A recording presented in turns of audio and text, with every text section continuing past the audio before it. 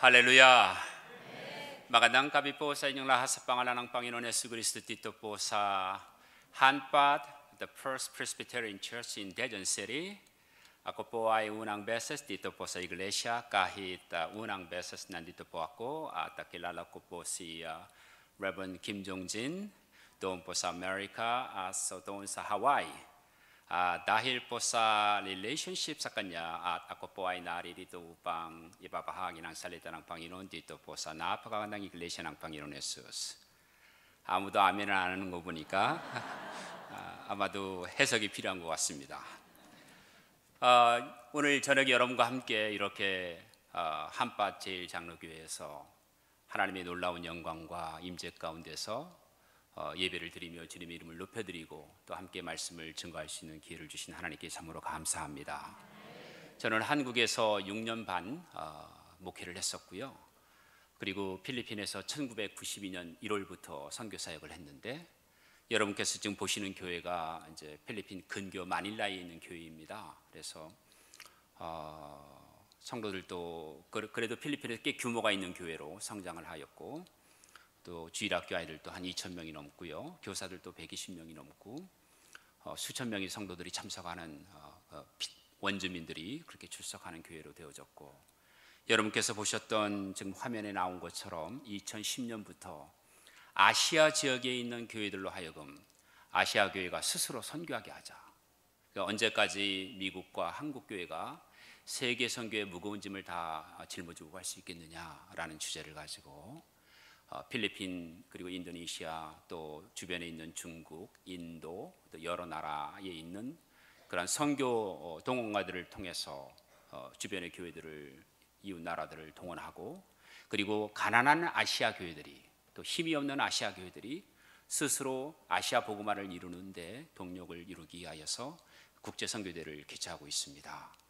2019년도에는 터키 순교자라든지 또 북한 사역을 하고 있는 필리핀 형제라든지 또 인도와 각 나라에 있는 많은 분들이 오셔서 이제 인도네시아나 필리핀이나 인도 차이나에 있는 많은 나라들뿐만 아니라 중국과 그리고 인도 이런 나라들이 나머지 이슬람권과 힌두권, 불교권의 선교를 감당하는 그러한 놀라운 역사를 이루기 위해서 올해도 선교대회가 개최가 되어집니다.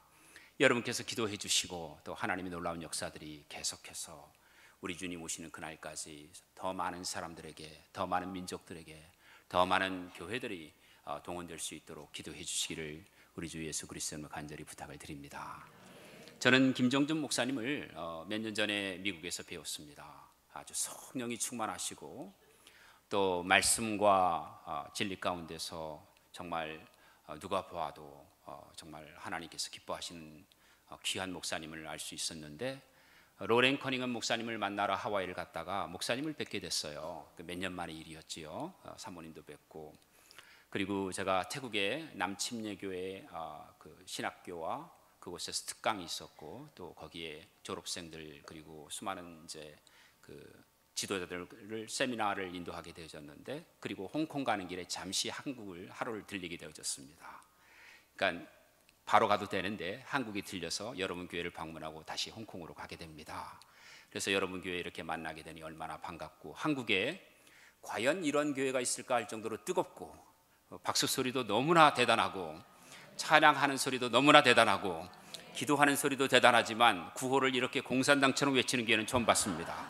그래서 처음에 착각을 좀 했는데 여기 공산주의 교회 아닌가 했더니 공산당을 때려잡는 교회인 것을 확신하게 되어졌습니다. 공산당뿐만이 아니고 여러분의 교회가 정말 사단의 권세를 깨트리는 능력이 있는 교회임을 발견하고 얼마나 제 영이 기쁜지를 모르겠습니다. 한국 교회가 이러한 교회를 본받았으면 좋겠고 한밭 장로교회처럼 제일장로교회처럼 기도하고 전도하고 또 선교하고 또 민족 복음화와 세계 복음화를 위해서 정진하는 그러한 교회가 되어졌으면 참으로 좋겠습니다. 저는 여러분 말씀을 마치자마자 바로 또 인천공항으로 떠나야 합니다. 그래서 여러분들께서 이해해 주시고 말씀을 마치고 예배를 마치기 전에 또 막차를 타야 되니까 여러분께서 이해해 주시고 여러분이 하시는 그 아름다운 일들이 계속해서 하나님의 나라와 영광을 위해서 놀랍게 쓰임 받기를 우리 주 예수 그리스도를 부탁을 드립니다. 기도하겠습니다. 사랑이 많으신 하나님 아버지 감사합니다. 만물의 마지막이 가까운 이때에 원수 마귀가 우는 사자처럼 가능한 한 믿는 자들을 유혹하고 미혹하여 넘어뜨리려고 할 때 우리가 깨어서 기도하게 하시고 주님의 말씀에 귀 기울이게 하여 주시고 성령 충만하게 하시고 깨어서 주님의 말씀을 붙잡고 울부짖는 성도 되게 허락하여 주옵소서. 우리 민족이 배고팠을 때 주님께 부르짖었고 우리 민족이 참으로 고난 중에 있을 때 주의 이름을 불렀으며 우리 민족이 전쟁 가운데 있을 때 금식하였는데 배부르고 따뜻하고 등 따뜻하고 편하게 되어졌을 때 주님을 버리는 것이 아닐까 두렵습니다.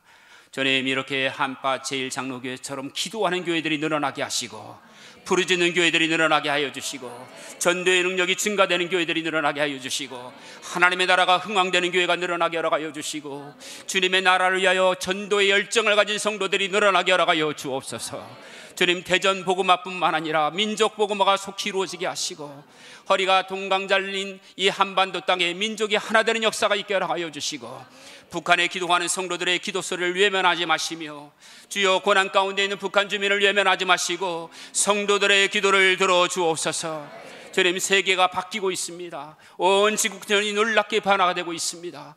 주님, 우리의 귀를 열어서 세계가 어떻게 변화되는지, 우리의 눈을 열어서 세상이 어떻게 바뀌는지를 보게 하여 주시고 이 마지막 시를 당하여서 우리의 마음을 저 앞에 더욱더 모두어서 주님의 문성의 귀를 기울이는 저희들 되게 하여 주옵소서. 이곳에 있는 성도님들 한 분 한 분마다 전도의 열정자가 되게 하여 주시고 영혼 구원을 감당하는 선교사가 되게 하여 주시고 하나님의 골방을 채우는 기도자가 되게 하여 주시고 성령을 사모하는 성령 충만한 자가 되게 하여 주시며 하나님의 나라를 세우는 하나님 나라의 동력자가 되게 하여 주옵소서. 새벽마다 부르짖는 지도자들이 늘어나게 하여 주시고 저녁마다 울부짖는 주의 백성들이 늘어나게 하여 주시고 성전을 지키는 기둥을 지키는 놀라운 역사들이 있게 하여 주셔서 이 민족이 다시금은 기도의 지필씨가 지펴지게 하여 주시고 하나님이 이 민족이 다시금은 전도의 열정이 살아나게 하여 주시고 강단이 회복되게 하여 주시며 예배가 회복되게 하여 주시며 성령 충만한 성도들이 늘어나게 하여 주시옵소서.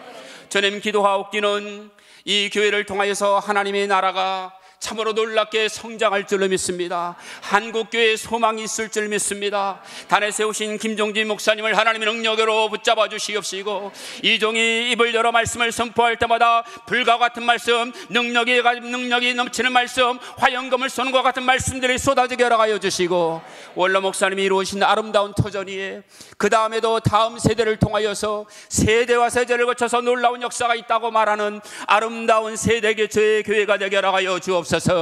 주님이 한 시간에 이 종을 세웠사오니 주님이 하시고자 하는 놀라운 일들을 말씀하여 주시고 하나님께서 계획하신 일들을 통해 우리 영이 뜨거워지게 하여 주시며 하나님 나라의 비전을 받는 놀라운 시간이 되게 하여 주옵소서. 감사하고 예수님의 이름으로 기도하옵나이다. 아멘. 사랑하는 여러분, 미국에 필리스 티클이라는 교수가 있습니다. 아마 여러분들이 들어보신 분들이 계실지 모르겠지만 무려 책을 수십 권을 썼습니다. 이분은 제가 좀 본받고 싶은 분인데 이분이 책을 쓰기만 하면 베스트셀러가 돼요. 저도 물론 영어로 여러 권의 책을 냈지만 베스트셀러 정도는 아닙니다. 제가 쓴 책은 미국 대학에서 몇 권의 책이 교재로 쓰여지고 있고 또 미국 대학 도서관 800군데의 제 책이 기증이 아니고 이렇게 장서가 되어 있습니다. 이분은 저하고 비교할 수 없는 그러한 수준으로 책이 많이 팔리고 있어요. 그 필리스 티클이라는 분이 Great Emergence라는 책을 썼습니다.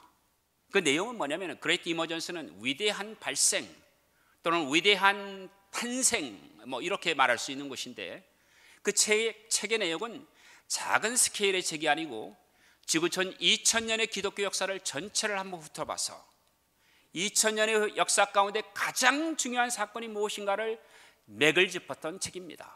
물론 그 전에 많은 책을 내셨는데 그 토대 가운데서 이분이 책을 낸 것이죠. Great Emergence라는 책의 내용을 보면은 지구촌은 모두 합쳐서 4번의 놀라운 변화를 겪었다고 합니다. 근데 이 변화는 매번 500년마다 어마어마한 변화들이 일어났다고 합니다. 이 변화들을 뭐라고 말을 하냐면 시스틱 시프팅이라고 말하는데 지각 변동이었다. 단순히 수평이동이나 단순히 낙엽이 져서 그냥 민둥산이 되거나 겨울산이 되는 것이 아니라 산이었던 지역이 사막이 됐다든지 사막이었던 것이 숲으로 바뀌었든지 이런 지각 변동과 같은 일들이 500년마다 일어났다는 것이죠. 역사상에 보면은 AD 476년에 게르만족의 롬바르디엔 출신의 게르만족의 오데케라는 사람에서 로마 제국이 멸망합니다. 여러분 역사를 통해서 너무나 잘 아실 거예요. 이 로마 제국 천년 제국의 멸망은 그동안의 지중해를 중심으로 세계 질서가 유지되었던 국제 질서, 법, 문화, 문명, 제도, 이 모든 시스템이 하루아침에 무너져 버리고 야만의 시대가 도래한 것입니다. 로마가 가지고 있던 법, 건축, 문화, 언어, 그리고 그것이 가지고 있던 정치 제도, 그리고 평화, 이 모든 것이 하루아침에 사라져 버리고 나라도 없어져 버리고, 그리고 사람들도 뿔뿔이 흩어져 버리고, 그리고 유럽은 동강 공국으로 또 왕국 가운데 소공국으로 나뉘어지는 어마어마한 변혁을 겪게 된 것이죠. 이것은 정말 지각 변동이었습니다. 이것이 500년 만에 일어난 변동이에요. 이 변동 가운데 그 누구도 그 다음 세상이 어떻게 될지 모릅니다. 그래서 이렇게 500년 만에 변화가 일어나게 되면은 지구촌에는 또 하나의 세기 말적인 사건이 벌어진다고 합니다. 그런 하루아침에 로마가 무너진 게 아니라 로마 제국이 무너지기 100년 전부터 징조가 보였다는 것이죠.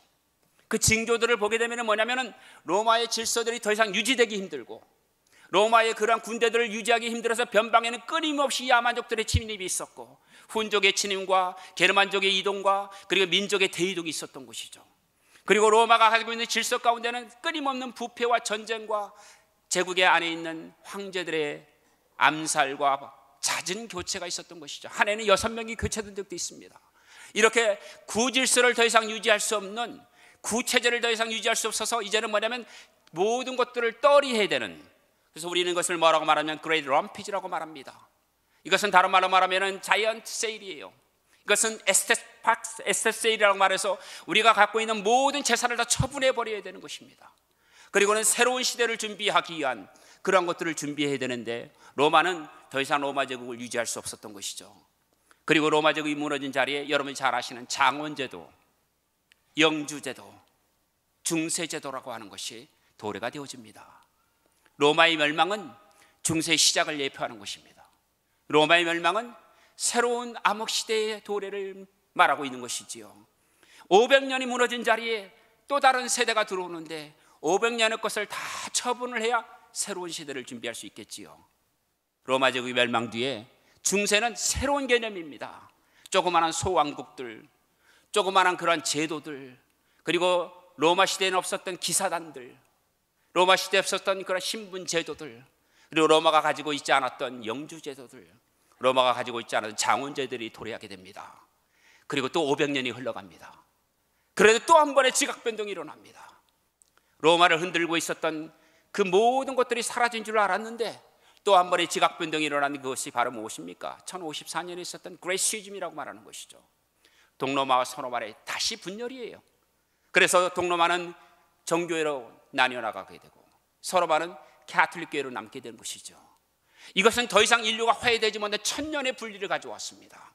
그러므로 동로마에서는 정교회가 갈갈이 찢겨져서 그리스 정교회, 알렉산드리 정교회, 그리고 러스 정교회, 이러한 식으로 정교회들은 계속 분리를 하게 되어지고, 서로마에서는 천주교의 단일 체제를 갖게 되는데 이것을 세사로파피 시스템이라고 얘기를 합니다. 황제와 교황권이 하나가 되어져서 정교일치의 사회를 만들어갔던 것이죠. 이러한 것 가운데 또 한 번의 변혁이 일어납니다. 1517년에 마틴 루터를 통해서 종교개혁입니다. 종교개혁은 1500년을 지탱해왔던 유럽 문명을 흔드는 것이었습니다. 이 종교개혁에 대한 수많은 얘기들이 있지만 이 종교개혁을 설명하는 단 한마디를 말하면 근대의 도래라고 얘기를 합니다. 역사학자들은 종교개혁이 없었다면 인류는 진보가 없었다고 말을 합니다. 종교개혁은 르네상스의 종말을 말하기도 하지만 종교개혁은 새로운 바로 근대 모더니즘의 시작을 알리는 신호탄이었습니다. 마틴 루터의 종교개혁은 인류가 맛보지 못했던 새로운 그러한 기회를 주게 되어지는데, 그것이 단일 체제로 있던 천주교의 시스템 가운데서 솔라 스크립처라, 오직 성경으로, 솔라 그라시아, 하나님의 은혜로, 솔라 피데, 오직 믿음으로, 솔라 글로리아, 오직 하나님의 영광으로, 그리고 우리 가운데 하나님께서 주신 하나님의 보좌 가운데서 주시는 하나님의 은혜로 오직 우리가 구원을 얻을 수 있다고 하는 솔라 소티아라고 하는 오직 하나님의 구원으로, 이 5가지의 캐치프레이즈를 가지고 종교개혁은 유럽의 1500년을 지탱하고 있었던 천주교회를 흔들어 버립니다. 대지진이었지요. 대지각변동이었습니다.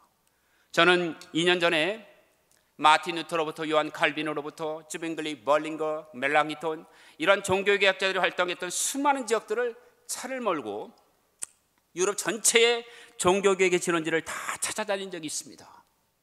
어마어마하더라고요. 벌링거의 집에, 마틴 루터의 집에서는 북유럽의 노르웨이, 핀란드, 스웨덴, 에스토니아, 라트비아, 리투아니아, 폴란드, 헝가리, 그 다음에 저 오스트리아, 그 합스부르 왕가가 있는 곳부터 그 멀리 보게 되면은 지금의 보헤미아, 모라비아, 또 아래로 내려가면은 그 제노아 왕국에 이르기까지 수많은 제후들이 와서 같이 동락하면서 마틴 루터 앞에 배웠던, 그들이 그 나라 땅으로 돌아가서 대전쟁이 일어나게 되는데 그것이 바로 농민전쟁, 그 다음에 여러분들이 알고 있는 종교전쟁, 그 다음에 또 일어난 것이 보헤미아에서 일어났던 페르디난드 왕에 의해서 시작되어진 보헤미아 전쟁인데, 이것이 30년 전쟁인데, 이 30년 전쟁을 통해서 유럽 전체 인구 가운데 3분의 1이 죽임을 당합니다. 종교개혁은 종교개혁으로 끝나는 것이 아니라 종교전쟁으로 치달았습니다. 유럽은 1517년에 종교개혁으로 말미암아 100년 동안 피비린내 나는 전쟁을 했습니다. 스페인 땅에서는 인구 4분의 1이 종교재판에 회부되어지고, 프랑스에서만 종교전쟁만 8차에 걸치면서 온 국토는 유린되어지고 황폐되어집니다.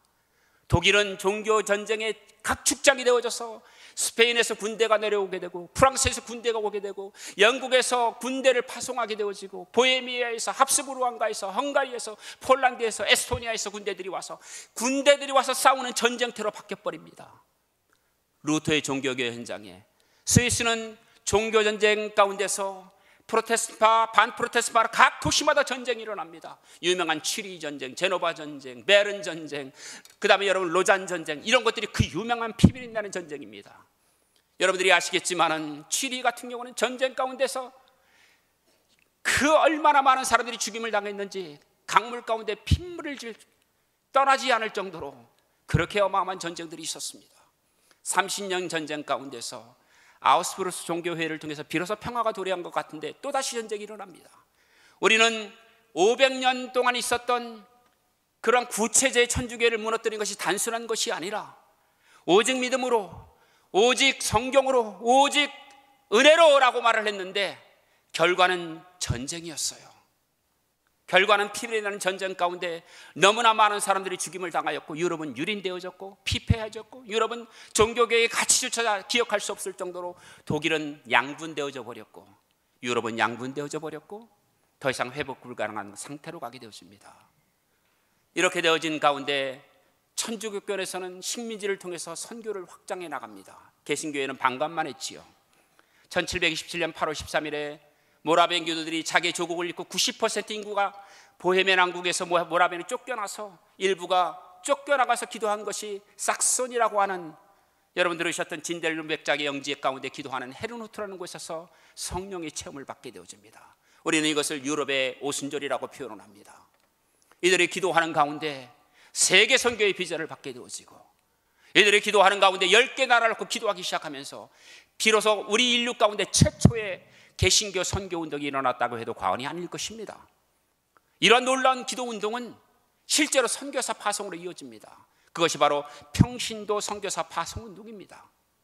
1727년 8월 26일부터 무려 110년 동안 10개 나라를 놓고 기도한 것이 10개 나라가 11개 나라가 되고, 11개 나라가 12개 나라가 되고, 12개 나라가 117개 나라가 되어져서 실제로는 120개 나라의 모라비안 교도들 가운데서 3분의 1이 평신도 선교사로, 북으로는 라플랜드로, 남쪽에는 남아프리카 공화국으로, 그리고 저 카리비아에는 수리남 제도의 노예가 되어지고, 그리고 아시아에는 인도와 중국과 시암이라고 하는 태국까지 이 모라비안 교도들이 선교를 하게 되어지고, 그들이 간 곳에서는 그들이 뿌려진 기도의 씨앗을 통하여서 새로운 선교의 열매가 맺어지게 되는 것입니다. 이런 어마어마한 부흥은 지난 1500년 동안 있었던 부흥을 종교개혁을 통해 또 한 번 일어나게 된 것이죠. 그런데 이제 20세기를 마감하고 2000년을 맞이한 우리는 지금 21세기를 맞이하고도 19년째를 지나고 있습니다. 21세기를 지나고 보니까, 종교개혁 500년이 지나고 난 다음에 지난 역사를 돌이켜보니까 우리 역사는 지난 2000년에 있었던 변화보다 더 큰 역사를 21세기가 맛보고 있더라는 거죠. 펠리스티클 교수는 이렇게 말합니다. 21세기는 흡사 지난 1세기와 똑같다. 지난 1세기는 어떠합니까? 아무것도 모르는 상태에서 새로운 역사들이 시작됐던 것이죠. 여러분, 사랑하는 남녀가 서로 사랑하고 또 사랑에 빠져서 결혼하고 난 다음에 아이를 낳고 난 다음에 아이를 키우면서 한 가지로 말하는 게 있죠. 아이 키우는 게 너무 힘들다고. 왜냐하면 공학도 가르쳐주고 교육학도 가르쳐주고 수많은 학문들을 가르쳐주지만 아이를 키워보니까 배워서 아는 것이 아니라 다 모르는 것들이에요. 1세기가 그러하지 않습니까? 예수님께서 마태복음 18장 16절로부터 바요나시모라 너는 나를 누구냐고 물어보실 때 주는 그리스도시요 살아계신 하나님의 아들이라고 고백할 때 이것은 옳도다. 이것을 알게 한 것은 너희 혈육이 아니라 하늘에 계신 내 아버지께서 하신 것이다 라고 말하면서 내가 이 반석 위에 내 교회를 세우리니 음부의 권세가 이기지 못하리라. 네가 땅에서도 매면 하늘에서도 매일 것이요 네가 땅에서도 풀면 하늘에서도 풀리리라. 여러분, 이것을 뭐라고 말하시나? 히브리 말로는 이 표현이 굉장히 놀라운 표현인데 포세크라는 단어예요. 이 포세크라는 단어는 샤마이라는 것이 있고 또 하나는 우리가 말하는 힐렐이라는 것이 있어요. 슈마이는 바로 무엇입니까? 슈마이는 루징한다는 것이 아니라 바인딩한다는 뜻이에요. 그러니까 히브리적 용법을 보면은 히브리어에 나오는 구약 성경의 토라로부터 우리가 모세오경을 보게 되면 계명만을 쫙 뽑아내면은 613개의 계명이 나옵니다. 613개의 계명 가운데서 우리가 계명을 나눠보면 두 가지로만 딱 나뉩니다. 하나는 하라와 하지 말랍니다. 내 이웃을 탐하지 말라. 내 이웃의 물건을 도적질하지 말라. 안식일을 범하지 말라. 살인하지 말라. 거짓말하지 말라. 도덕질하지 말라. 말라 돼 있죠. 내 여호와 하나님을 경외하라. 안식일을 거룩히 지키라. 하라로 돼 있죠. 계명은 단순합니다. 하라와 하지 말라로 나뉘어져 있어요. 613개예요. 613개 계명을 하라만 나눠보니까 하라가 딱 300개예요. 하지 말라 나누니까 313개예요. 하지 말라가 좀 더 많죠. 우리가 아이들에게 하지 말라는 말을 많이 합니다. 도로 건널 때 조심하라. 하라도 있지만 남의 거 손대지 마라 라고 말하는 것도 있는 것이죠. 그래서 이 계명은 두 개로 나뉘어져 있는데 이 계명 가운데 하라라고 하는 개념은 이것을 히브리적 표현으로 말하면 푼다라는 표현이에요. 풀어준다, 놓아준다, 자유케 한다는 뜻이에요. 그래서 오늘 예수님께서 베드로에게 말할 때 너희가 묶는다는 표현은 묶어버린다는 것은 닫는다는 표현이죠. 닫아서 들어가지 못하게 하는 것이죠. 땅에서 닫아야 하늘에 못 올라가겠죠. 땅에서 풀어야 하늘에서 열릴 거 아닙니까? 그전에는 하늘에서 열려야 땅에서 열렸죠. 그전에는 하늘에서 묶어야 땅에서 묶겠죠. 그런데 오늘 주님께서 뭐라고 말합니까? 내 교회를 통하여서 너희가 땅에서 묶으면 하늘에서 묶여줄 것이고 너희가 땅에서 풀면 하늘에서 풀리리라. 누구 때문에? 예수 그리스도의 교회 때문이에요. 이전의 방식이 달라지는 것이죠. 구약의 방식에서 완전히 다른 방식이 시작됩니다. 누구로부터? 예수 그리스도로부터 시작되는 것입니다. 예수 그리스도는 이 땅에 하늘의 길을 들고 오신 분이시죠. 그분은 하늘에서 내려오신 분이시죠. 그분은 하나님의 아들이시죠. 그분은 우리를 위하여서 죄를 정속하시고 그는 우리를 위하여서 십자가를 지시고 그는 우리를 위하여서 하늘 문을 열어주신 분이죠. 그러므로 말미암아 예수께서 여신 문을 우리가 열면 열게 되어지고 예수께서 닫힌 문을 사단의 권세를 닫으면 우리는 닫을 수 있는 것입니다. 여러분들이 구호를 외치는 것을 보았습니다. 하자. 그럴 때 난 여러분의 눈빛을 보았습니다. 할 수 있는 것입니다. 그런데 여러분이 못한다 잘 못하는 것입니다. 대답이 없네요. 못한다는 사람은 못하죠. 한다는 사람은 합니다. 주님께서는 말합니다. 그리스도의 이름으로 너희가 선포하라. 그리스도의 이름으로 복음화를 선포하라. 그리스도의 이름으로 열방을 선교를 선포하라. 그리스도의 이름으로 자녀들에게 하나님의 영광이 임하는 걸 선포하라. 그리스도의 이름으로 대전이 복음화되는 걸 선포하라. 선포하는 사람은 되는 거예요. 아까 외칠 때는 크게 하시더니 제가 하니까 안 하시네요. 여러분, 하나님의 나라는 말에 있지 않고 무엇에 있다고요? 능력에 있어요. 왜? 권세를 주셨기 때문이죠. 그래서 하나님께서는 슈마이, 우리에게 바인딩하는 권세를 교회를 통해 주셨어요. 또 하나는 뭡니까? 힐렐, 열어주는 권세를 주셨어요. 하늘아 마음껏 주님을 찬양할 때 우리가 마음껏 찬양하는 거 아닙니까? 해와 달과 별들아 마음껏 여호와를 찬양하라, 아마 찬양할 수 있는 거 아닙니까?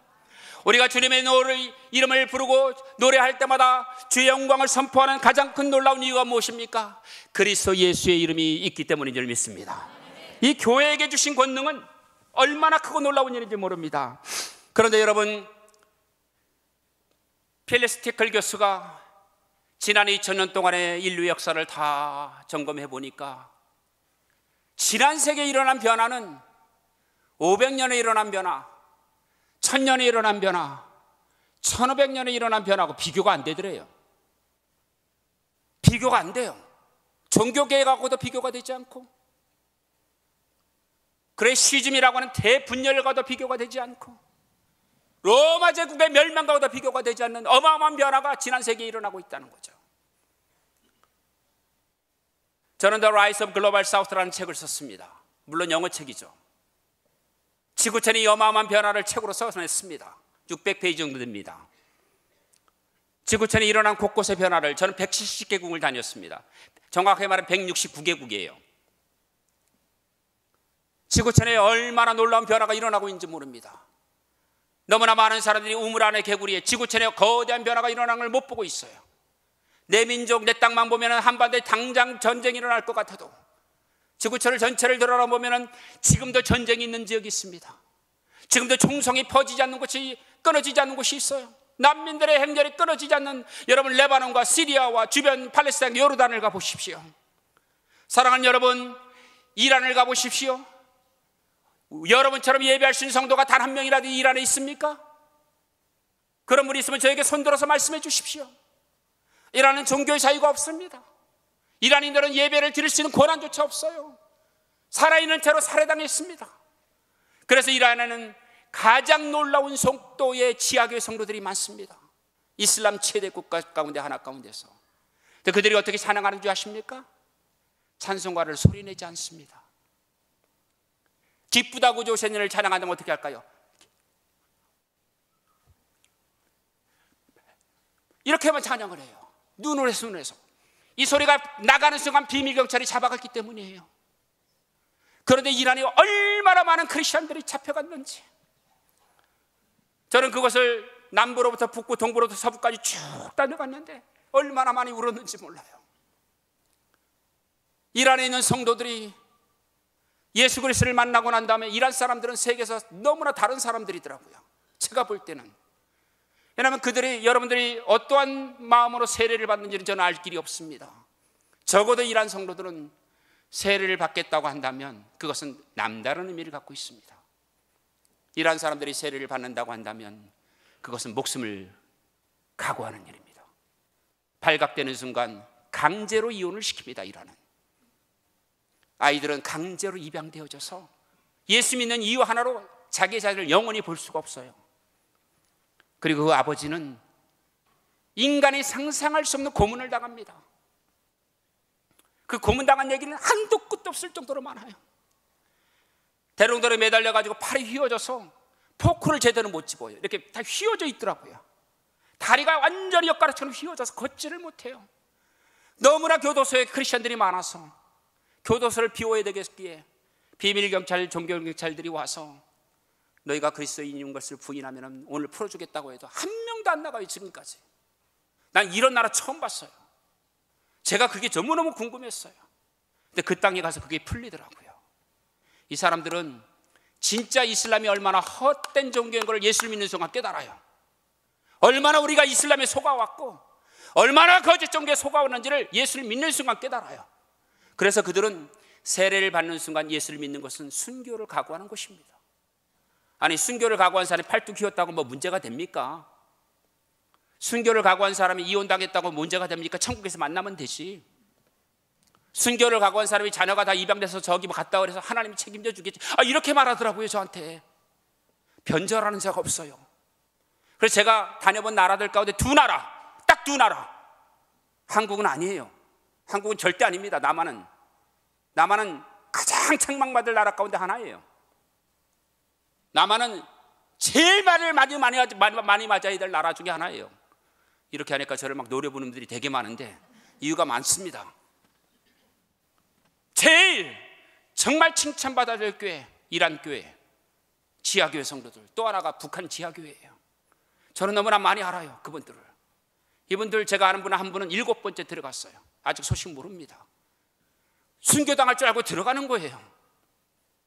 돈을 줘도 싫대요. 삶을 보장하기 싫대요. 들어갔어요. 죽으러 들어간 거예요. 왜? 예수 그리스도의 복음을 만나고 난 다음에, 처음에 나올 때 탈북할 때는 살기 위해서 나왔는데,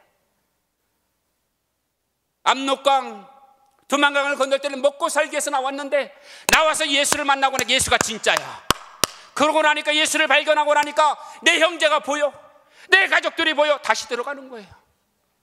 그래서 북한에서 예배드리는 성도들의 그 모습은요, 남한 교회하고 너무 다릅니다. 여러분처럼 이렇게 아름다운 데서 예배드리는 거 아닙니다. 이렇게 놀라운 교회에서 예배드리는 거 아니에요. 마이크도 없어요. 여러분, 이렇게 아름답고 휘황찬란하고 잘생기고 아름다운 분들이 있는 것이 아니에요. 초라하고 헐벗고 금전인 성도들이 드려지는 교회들이에요. 그래서 저는 정말 보증합니다. 지구상에 가장 아름다운 예배를 드리는 교회, 북한 교회 성도들이에요. 목숨을 걸고 예배드리는 성도들이에요. 제가 얼마 전에 그 얘기 듣고 너무 가슴이 아파가지고, 남북이 분단되기 전부터 북한에 남아서 순교하기를 각오한 성도들이 남아가지고 예배를 드리다가 다 잡혀가고, 수용소로 끌려가고, 탄광으로 끌려가고, 아우지로 끌려가고, 뭐 여러분 직관적으로 많은 분 알고 있어요. 저는 너무나 많은 분들을 알고 있으니까, 개인적으로. 그런데 얼마 전에 함경북도에서 일어난 일입니다. 여러분 들으셨을 거예요. 어떤 분들은 분명히 들으셨을 거예요. 거기에 새로 도로를 만들어 불도저가 밀다가 뭐가 털커덩 걸렸어요. 그래 봤더니 무려 70년 가까이 지하 성도들이 거기에 예배를 드렸던 거예요. 빛도 안 보고 그 지하 탄광 같은 곳에 있던 성들이 불도저가 밀다가 덜컹 걸려서 다 잡혀 죽었습니다. 곡사포로 쏴가지고. 근데 그들은요, 죽음을 전혀 두려워하지 않아요. 우리 남한에 있는 성도들의 신앙이 얼마나 유약해졌습니까? 우리의 직장 때문에, 아파트 몇 평 늘리는 것 때문에, 우리가 좀 더 잘 먹기 위해서, 좀 더 잘 살기 위해서, 좀 더 편안하기 위해서, 내 육신의 안락을 더 취하기 위해서 우리가 얼마나 안락하고 편안한 가운데 있습니까? 여러분, 세계 곳곳을 다녀보면 참으로 주림과 배고픔과 환난과 고난과, 그리고 수많은 학대와 핍박과 눈물 가운데서 그리스도의 복음 하나를 위하여 주님의 나라를 기다리는 사람들이 얼마나 많은지 아십니까? 그들이 오직 한 가지 사는 이유, 그리스도의 복음 때문이에요.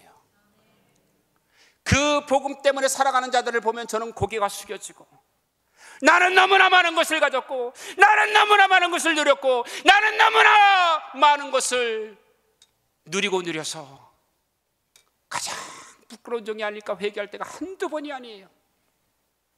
그리고 남한을 오면은 막 탄식이 올라와요. 교회 건물은 휘황찬란한데 교회는 텅텅 비고, 저 어릴 때 가만히 깔고 예배드리고 밤새도록 부르짖고 일주일 내내 철야 기도하고, 저는 8살 때부터 계속 철야 기도를 한 번도 빠지지 않고 교회에서 자랐어요. 그 열기가 얼마나 뜨거웠는지, 민족 복음화, 소련 복음화, 공산화 복음화 막 이걸 놓고 기도하면서 눈물이 콧물인지 콧물이 눈물인지 가위로 잘라도 물을 맞고 콧물을 흘렸던 시절이 있었는데, 어느새 한국교회 눈물이 사라지고 배고픔이 사라지고 주님을 향한 갈망이 사라지고 예배의 감격이 사라지고 주님을 향한 뜨거움이 사라지고 편안함과 안락함과 세속에 물들어서 후한무치하며, 라우디게아에 말하는 것처럼 너희가 참으로 배부르다, 너희가 부요하다라고 말하나 실상은 가난한 자요, 너희가 줄인 자요, 가련하고 너희가 얼마나 헐벗은 자지 안약을 발라서 너희 꼴을 보라고 주님이 말씀하지 않습니까? 십자가를 많은데 금식하는 교회가 많지 않고, 기도하는 교회는 점점 줄어들고. 그런데 이렇게 저녁 예배 드리는 교회 처음 봤어요. 저는 제가 가끔 가다 초청받는데 저녁 예배 2시에 드리더라고요. 그렇게 큰 대형 교회가. 근데 이렇게 7시에 드리는 교회 제가 수십 년 만에 처음 봤습니다. 그래서 오늘 오기를 참 잘했다. 할렐루야. 이 교회는 살아있는 교회인 건 분명한 것 같아요. 근데 그것도 내일 두고 봐야 알아요. 계속 여러분들이 불을 질러서 우리 민족을 살리는 교회가 되길 바랍니다. 말 그대로 장자 역할을 하는 교회가 되길 바랍니다. 장자권을 선포하는 교회 되길 바랍니다. 여러분들이 말씀대로 여러분들이 살아있는 모형이 되어질 때 수많은 교회들이 다시금 한국교회에 일어나라 말할 때 일어나는 역사가 일어나게 될 줄 믿습니다. 여러분 여기 대전을 보라라고 말하는 것이 일어나게 될 줄 믿습니다. 교회의 사이즈가 아니에요. 여러분 교회의 숫자가 아니에요. 기도의 능력입니다. 성령의 권능입니다. 성도들의 능력입니다. 하나님 나의 권세입니다. 하나님의 이름인 것입니다. 하나님 나라의 이 능력은 말에 있지 않습니다. 하나님께서 인류 역사를 바꾸었던 지난 2000년 동안의 역사를 봤더니 필리스트 클고스의 말이 맞았어요. 왜냐하면 제가 썼던 책에도 지난 100년 동안을 총결산을 한번 해봤습니다. 저는 2010년도에 에딘버러 100주년 대회 미국 대표 자격으로 에딘버러에 참여를 했습니다. 세계 200명의 지도자들이 다 모였습니다. 지난 100년 동안의 지구촌의 모든 기독교를 총정리하고 각 대륙과 각 나라에 있었던 모든 역사를 한번 총정리해서 우리가 그토록 노력했던 복음화 역사들, 모든 선교단체들, 모든 선교사들이 그토록 열망했던 세계복음화가 얼마나 됐는지 평가해보자. 1910년에 열렸던 에딘버러 세계선교대회 100년 이후에 지구촌 최대로 일어났던 2010년 에딘버러 센테니얼 100주년 대회였던 거죠. 거기에 세계에서 200명의 학자들이 다 모였습니다. 예일대 총장, 프린스턴 총장, 고든 카넬 총장, 로잔 대회장, 여러분들이 다 오셨어요. 저는 미국 사람 중에 하나의 미국 사람 하나 미국 대표의 한 명으로 가게 됐어요. 지난 100년을 정리하면서 너무나 놀라운 사실들을 발견했습니다. 기독교는 지난 100년 동안 0.01%도 성장하지 않았다는 것입니다. 기독교는 성장하지 않았어요. 수치를 가지고 얘기해야 합니다. 2010년을 기준으로 해서 1910년에 이슬람은 2억 5천이었습니다. 그런데 100년이 지나고 나니까 이슬람은 12억이 됐습니다. 700%의 성장입니다. 100년 전 1910년에 기독교는 33%를 점유했습니다. 전체 인구 가운데 정교회, 천주교회, 개신교회를 망라한 것입니다. 100년이 지났습니다. 기독교는 32.7%에 불과했습니다. 도리어 쇠퇴했습니다. 수적인 뿐만이 아닙니다. 다시 19년이 지났습니다. 2010년을 기준으로 하면 9년이 지났고 2000년을 기준으로 19년이 지난 거죠. 또 미국의 CIA 그리고 Encyclopedia of the World라든지 브리타니카라든지 위키피디아라든지 이런 모든 통계를 여러분 검증해 보십시오. 기독교는 지금 쇠퇴하고 있어요. 그런데 불과 9년 만에 이슬람은 12억에서 18억 5천, 6억 5천만 명이 지난 9년 동안 늘어났어요. 이게 어떻게 가능한 일이지? 이게 도대체 가능한 일인가? 9.12 사태가 일어나고 미국 내에서 이슬람 인구는 50만이었어요. 9.11 이전에 이슬람 인구는 50만. 지금 얼마인 줄 아십니까? 미국의 이슬람 인구가 1850만입니다. 이 교회는 어떤 교회인지 한 명도 안 놀래네요. 이런 교회 처음 봤네요. 50만에서 1850만으로 미국이 어마어마한 속도로 이슬람이 성장을 하고 있어요. 그래서 이것을 우리가 뭐라고 하면 이슬람화 과정이다 이렇게 얘기를 해요. 바이블 벨트인 텍사스에 마을마다 건너가면 모스크가 보여요. 달라스에서 샌앤토니오로 휴스턴으로 가는 길마다 계속 모스크가 나와요. 가장 기독교인이 왕성한 텍사스 지역이 그러고 있어요. 미시간 벨트라고 합니다.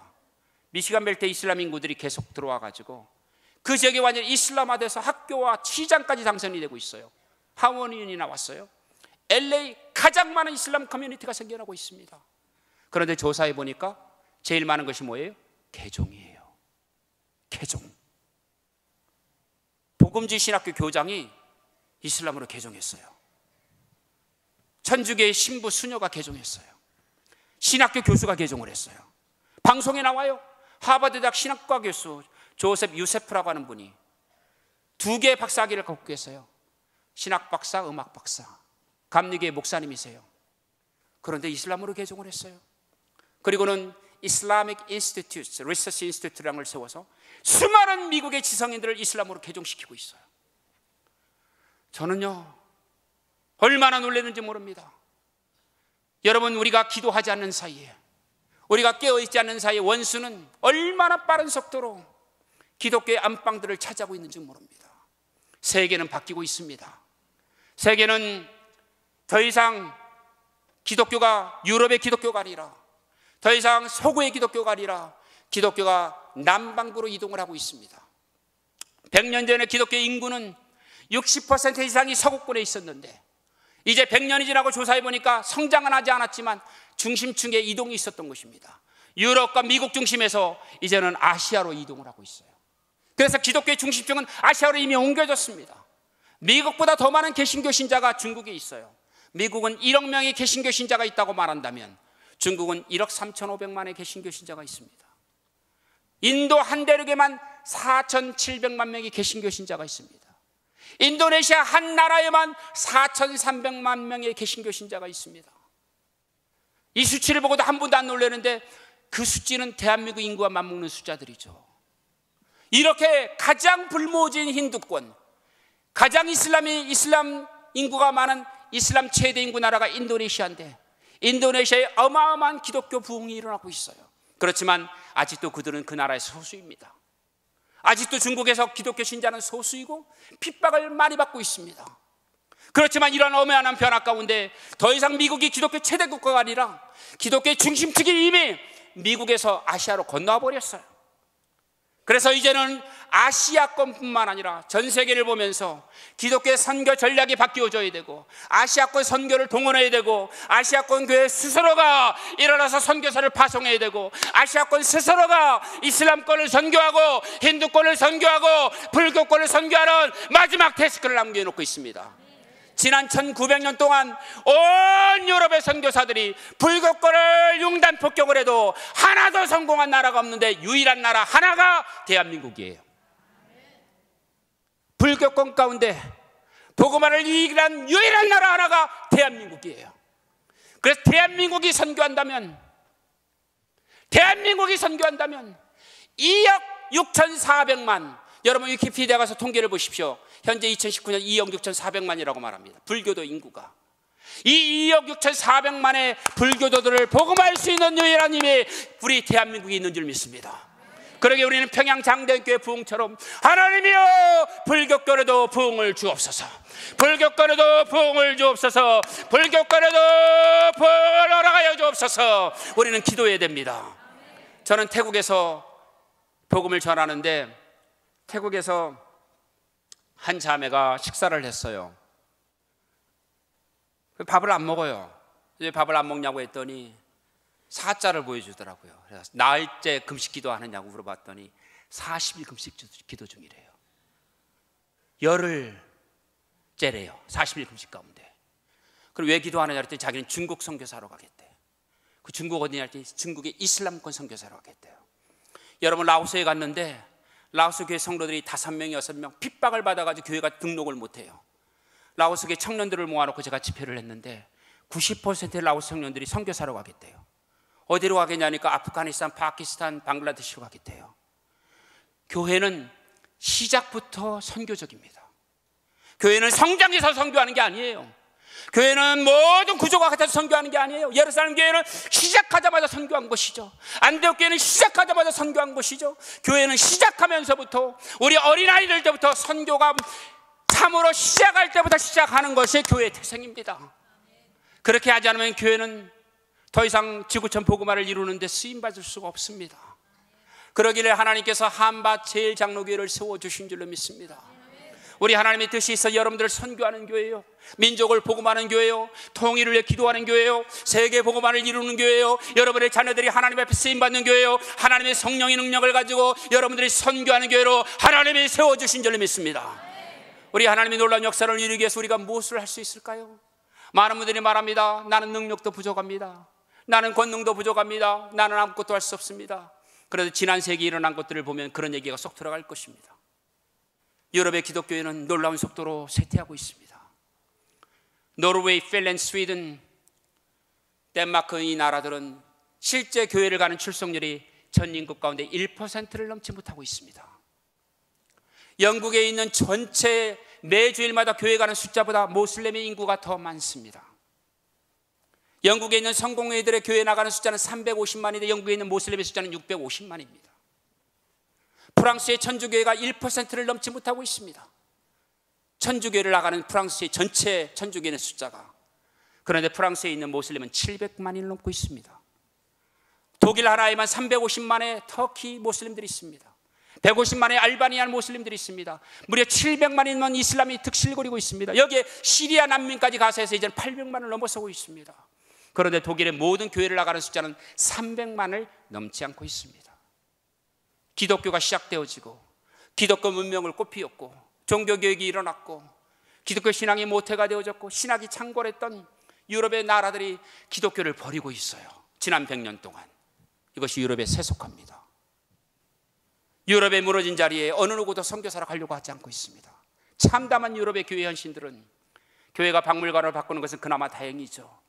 교회는 오피스로, 타운하우스로, 공장으로, 술집으로, 창녀촌으로, 그리고 나이트클럽으로 바뀌고 있습니다. 너무너무 많이요. 너무너무 많이요.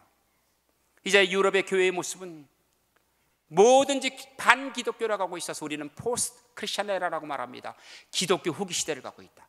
모두 다 기독교를 부정하니까 기독교 아닌 것만 인정하고 있어요. 뉴에이지 무브먼트를 찬동하고 교회 자리에 이슬람의 모스크들이 전부 다 대체하고 있고 유럽에 가는 거리마다 여러분 보셨지만은 정말로 하나님을 믿는 무리를 만나기가 너무나 힘듭니다. 이 위험은 미국도 예외가 아닙니다. 제가 살고 있는 미국의 보스턴, 놀랍게도 이 보스턴도 뉴욕, 뉴저지,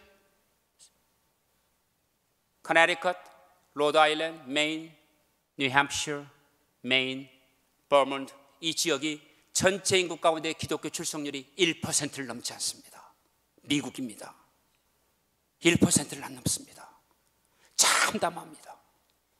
정말 미국이 이러다 큰일 나겠어요. 미국은 어마어마한 속도로 세속화를 겪고 있습니다.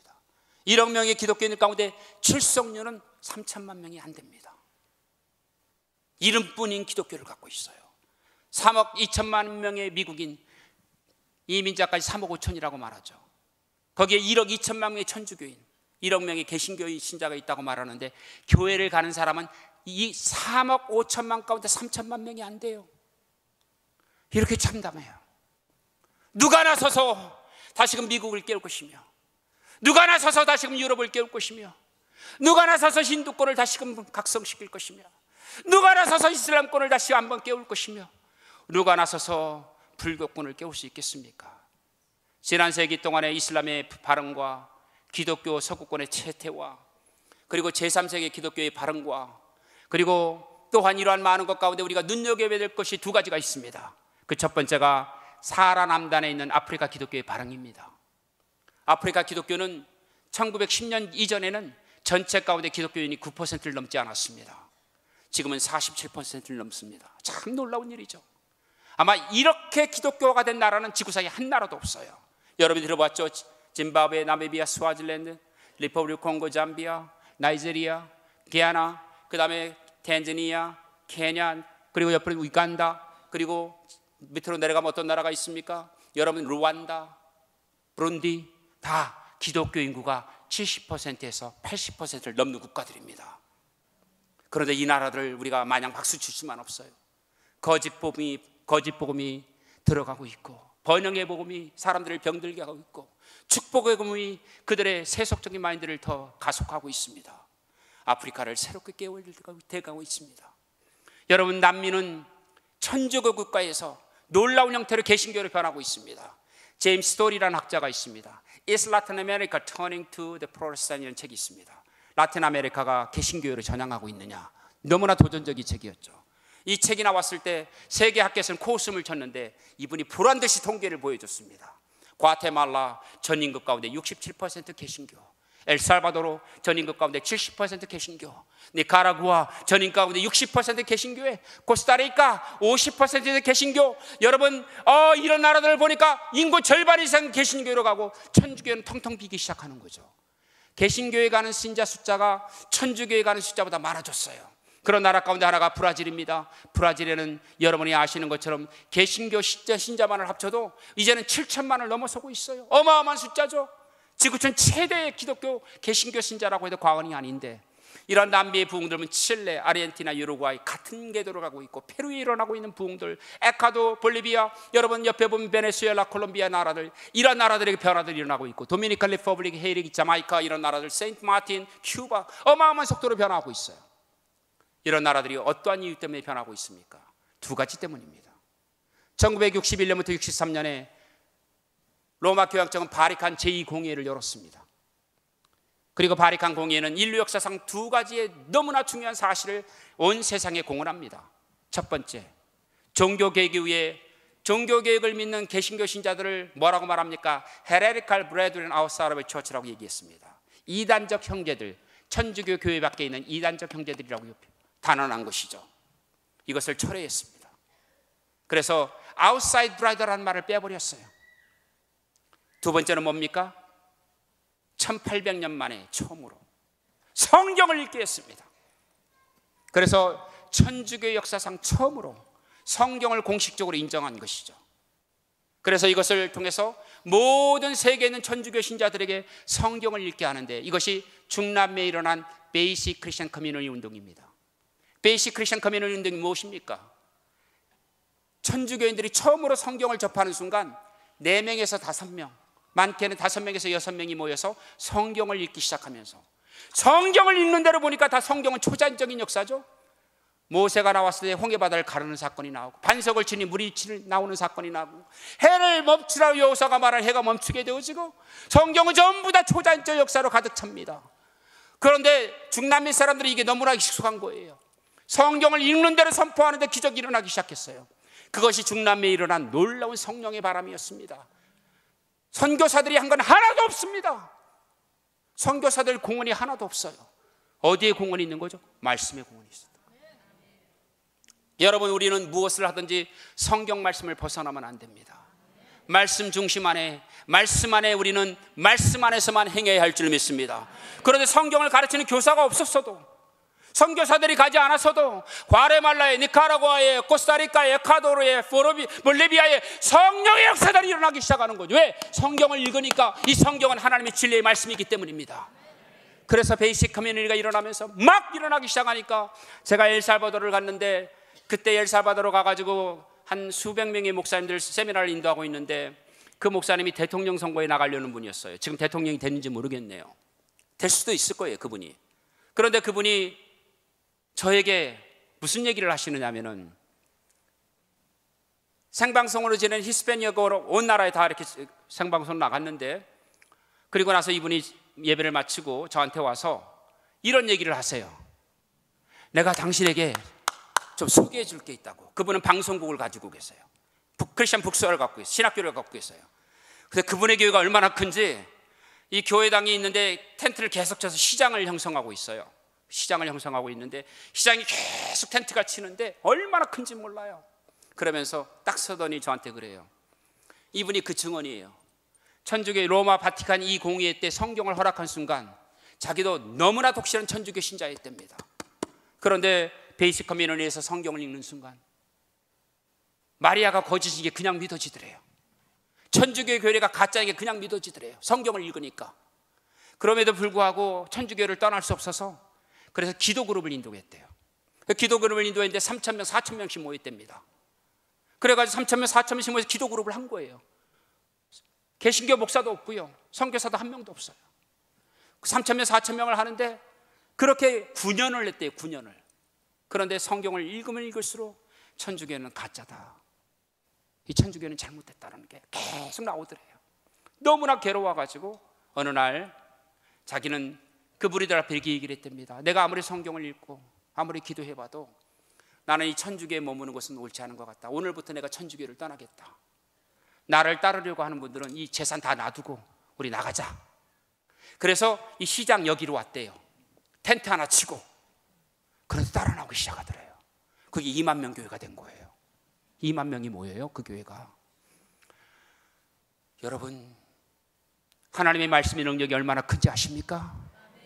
하나님의 말씀은 살았고 운동력이 있어 좌우의 어떤 날쌘 것보다 예리하여 혼과 영과 골수와 관절까지 찔러 쪼개기까지 하신다고 말씀하셨습니다. 말씀대로 살아야 합니다. 말씀을 붙잡아야 합니다. 말씀으로 기도해야 합니다. 말씀을 선포해야 합니다. 말씀을 읽어야만 합니다. 그래서 하나님께서 우리에게 주시는 놀라운 변화는 무엇입니까? 중남미에 일어난 천주교인들의 대거 이동들이에요. 이게 중남미에 일어났어요. 지난 세기에.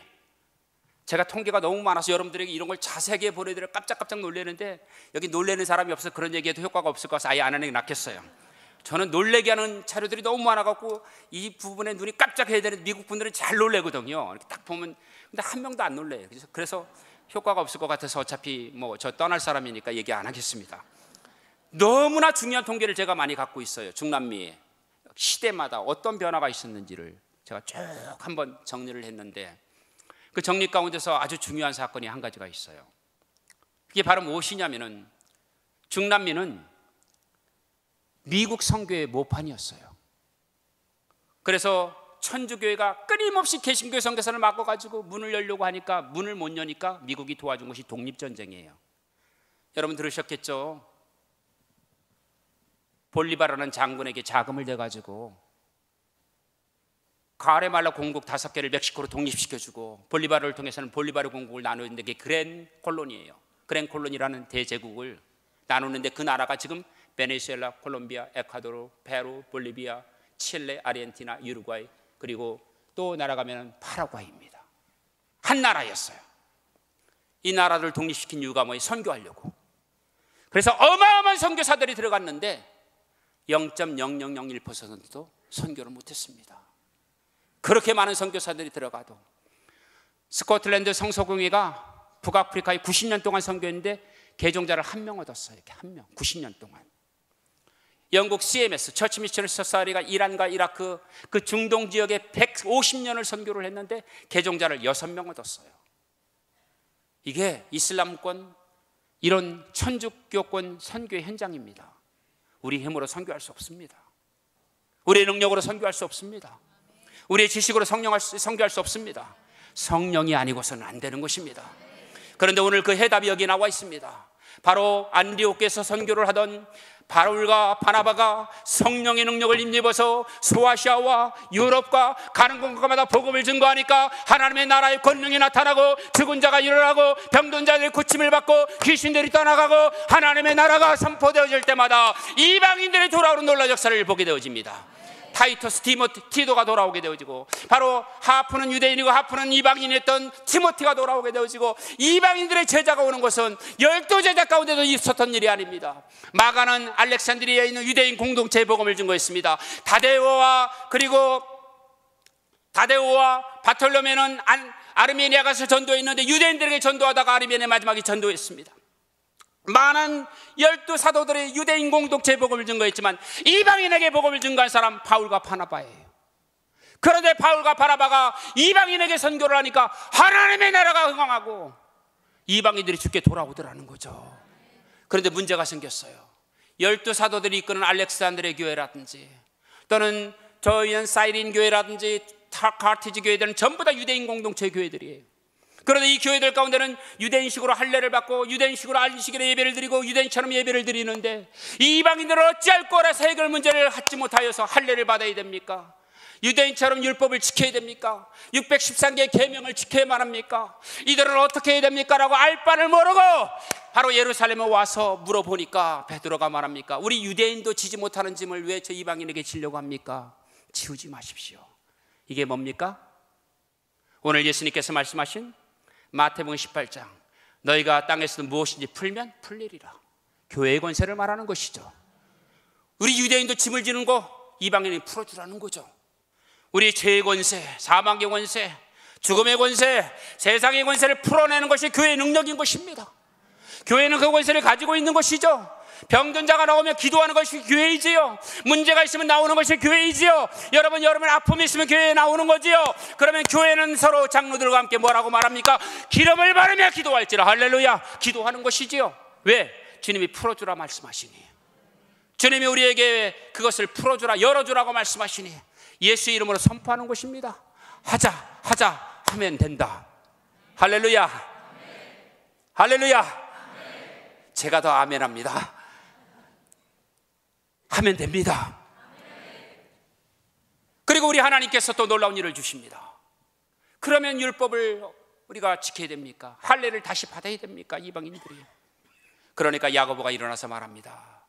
이는 옛적 선지자 아모스가 말한 바, 다윗의 퇴락한 다윗의 성전을 회복하리니 이는 이방인들로 하여금 한 분 하나님이신 하나님을 예배하게 하려 함이라. 여러분, 교회가 어떤 곳입니까? 에클레시아예요. 블러네다예요. 블러네다의 히브리 원어가 뭡니까? 칼이에요.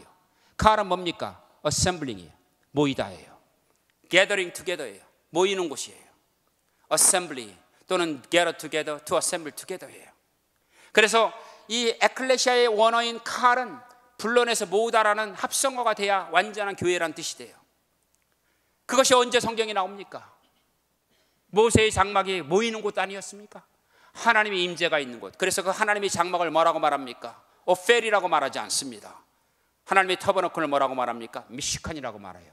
하나님의 장막이다. 하나님의 거주지란 뜻이에요. 미시칸이란 말이 히브리 말로. 여러분, 하나님께서 또 하나님의 성전을, 솔로몬의 성전을 하나님의 영광이 가득했죠? 하나님이 거하셨어요. 그게 바로 무엇입니까? 카다시. 코데시는 뭡니까? 거룩한. 하나님이 거하시는 코데시 하 메크라시예요. 하나님이 거룩한 영이 거하는 장소란 뜻이에요.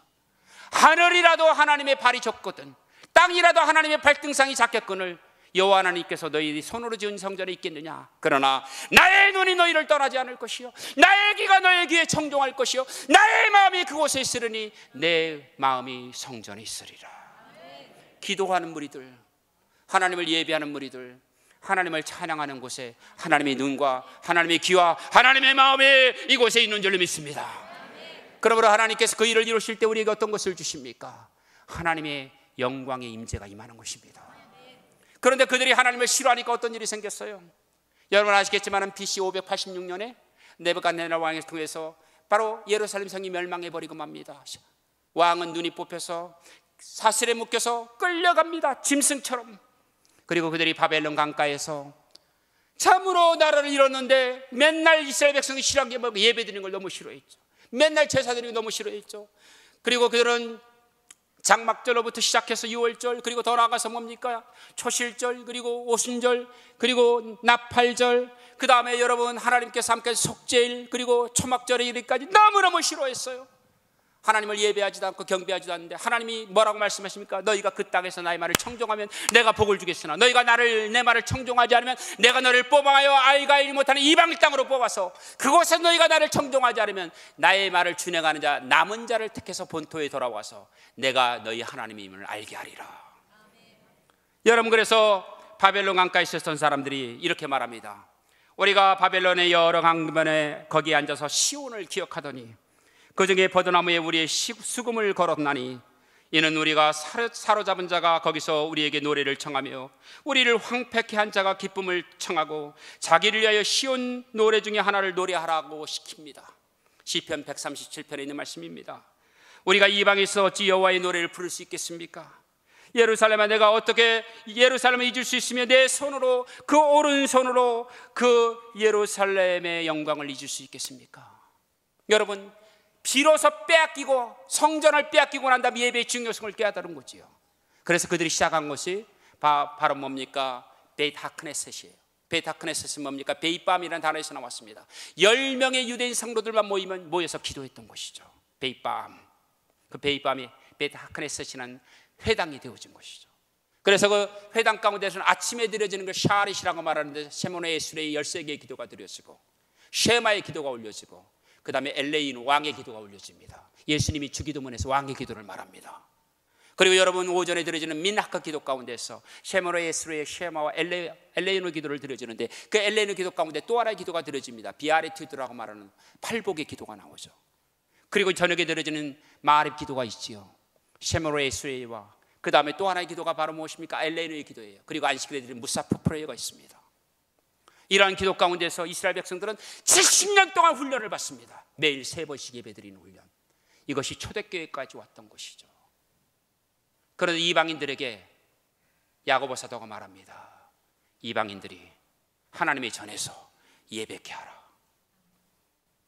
유대인만 드려지는 것이 아니라 이제는 이 사람이 힌두교 신자랄지라도 불교도랄지라도 모슬렘이랄지라도 그리스도의 이름 앞에 굴복되어져서 그리스도의 이름을 청종하게 하는 그리스도의 부흥이 있게 하라. 이렇게 우리가 읽을 수 있을 것입니다. 사랑하는 여러분, 여러분들의 열방을 위해 기도하십시오. 여러분의 눈에 열방을 품으십시오. 여러분의 마음 가운데 열방을 품으십시오. 저는 40분까지 설교를 해야 되기 때문에 지금 맞춰야 되는데 그래야 차를 탑니다. 비행기를 놓치면 안 되니까. 그런데 여러분, 저는 여기 청소년들에게 좀 도전을 주고 싶어요. 저는 어릴 때 저희 동네에서 비행기가 다니는 걸 거의 못 봤습니다. 그런데 세계 선교를 꼭 기도했어요. 하나님, 나 세계를 다니면서 복음을 전하고 싶어요. 북한에 가서 순교하고 싶어요. 저는 북한에 가서 순교할 것입니다. 어느 날 여러분 그런 소식을 듣게 될 것입니다. 순교하는 자는 무서울 게 없어요. 무서울 게 없어요. 한 분, 주님만 무서운 거예요. 목숨을 담보로 사는 겁니다. 그런데 하나님께서 그 말을 책임져 주시더군요. 오늘 여기에 있는 청소년들, 청년들, 한국에 직장이 없다고 청년들 실업사태가 대단하다는 얘기를 들었습니다. 여러분, 그건 세상의 꿈이에요. 하나님의 꿈을 여러분 가지십시오. 여기 청소년 가운데 아멘하는 청소년들 많이 봤어요. 그렇게 될 줄 믿습니다. 나는 그걸 분명히 믿어요. 여러분들은 믿음, 하나님께서는 여러분의 지식을 크게 하는 거 기뻐하지 않아요. 여러분들의 물질을 크게 하는 거 기뻐하지 않습니다. 믿음을 크게 하는 걸 기뻐하십니다. 우리의 입을 열어야만 합니다. 우리의 기도의 양을 늘려야만 합니다. 우리의 믿음의 크기를 늘려야만 합니다. 그리고 주님께 부르짖어야 주여 우리의 기도를 들으소서. 주여 우리 민족을 복음화시켜 주시고 우리의 자녀 세대가 일어나게 하시고 청년 세대가 일어나게 하시고 선교 세대가 일어나게 하시고 대전이 일어나게 하시고 하나님의 한국이 일어나게 하옵소서. 우리 한번 기도하기를 바랍니다. 우리 한번 주여 삼창하며 기도하겠습니다. 주여 주여 주여. 할렐루야. 사랑의 하나님 감사합니다. 하나님의 우리 민족이 다시금 일어나기를 원합니다. 우리 청년들이 다시금 일어나기를 원합니다. 하나님이 21세기를 마감할 때 또 다른 산세기를 맞이하였습니다. 주여, 이제는 우리 자녀들이 일어나서 세계를 복음하는 연락 꿈을 꾸기를 원합니다. 우리 청년들의 세계를 향하여 달려가기를 원합니다. 우리가 다시금 허리가 참으로 달려지는 민족 가운데서 하나 되는 기적을 보기를 원합니다. 주여, 우리 민족의 복음화가 다시 한번 일어나기를 원합니다. 주여, 다시금 성령이 바랍니다. 우리 민족 가운데 임하기를 원합니다. 주여, 우리 가운데 함께하러 가여 주옵소서. 주여, 우리의 기도를 들어 주옵소서. 할렐루야. 사랑의 하나님 감사합니다. 오직 주의 영광이 우리 가운데 함께하러 가여 주옵소서. 사랑이 많으신 하나님 감사합니다. 오늘 저녁에도 우리의 눈을 열어주시고 우리의 귀를 열어주시고 우리의 마음에 성령을 부으셔서 꿈을 허락하여 주옵소서. 민족을 복음하는 꿈을 다시 허락하여 주시고 안 된다고 말하지 말고 기도하자라고 말하게 하시고 못한다라고 말하지 말게 하시고 주님을 바라보자고 말하게 하시고 할 수 없다라고 말하지 않고 주님이 하게 하신다고 고백하는 놀라운 믿음의 권속들이 되게 허락하여 주옵소서. 여기에 있는 청소년들을 마음껏 축복합니다. 저들에게 꿈을 주십시오. 요셉처럼 꿈을 주십시오. 하나님, 저들이 세계를 짊어질 위대한 일꾼이 되게 하시고 청년들에게 비전을 허락하여 주옵소서. 이 청년들이 세계를 걸머지게 하시고 이 청년들이 세계를 바꾸게 허락하여 주시고 이 청년들의 민족을 바꾸게 허락하여 주옵소서. 하나님, 한파 제일장로교회가 민족을 걸머지는 위대한 교회가 되게 하여 주옵소서. 예수님의 이름으로 기도합니다.